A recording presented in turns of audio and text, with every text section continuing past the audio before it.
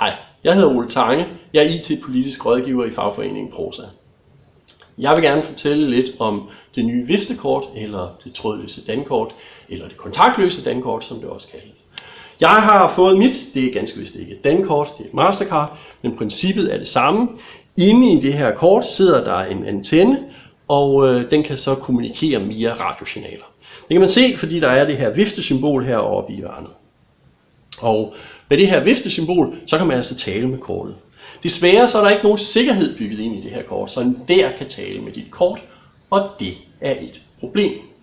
Hvis man nu for eksempel tager det her kort og lægger det ned på bordet her, så kan jeg ved at tage min mobiltelefon og downloade en app, simpelthen lægge min mobiltelefon ovenpå, og så aflæser den kortnummer og udløbsdato. Så mangler jeg ganske vist de her 3 sidste cifre, altså også det der kaldes CVV. Men der er kun 1000 muligheder for det. Og det er relativt nemt at skrive et program, som går ud i 1000 netbutikker og forsøger én gang hvert sted. Og når det så lykkes for den kriminelle at få fat i de her 3 cifre for dit kort, så kan han jo enten vælge at bruge både kortnummer, udløbsdato og de 3 cifre til at købe ind på dit kort. Så kan man jo bruge op til 20.000 kroner på en måned.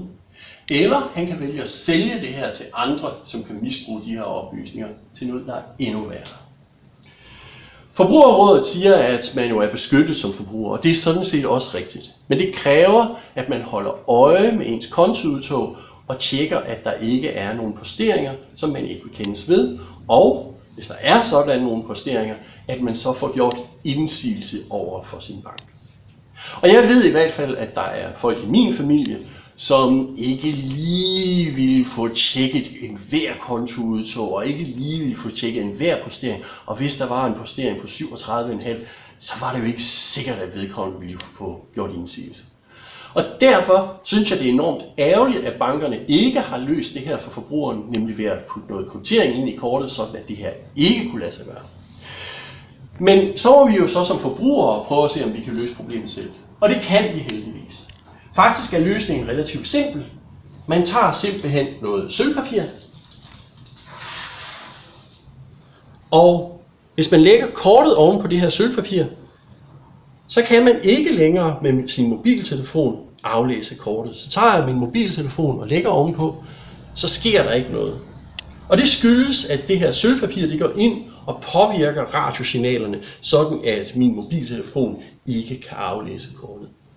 Så løsningen er simpelthen at tage et stykke sølvpapir, lave en sølvpapirs pengeseddel ud af det og proppe i din punkt. For hvis du gør det, så bliver du ikke udsat for det her angreb fra IT-kriminelle.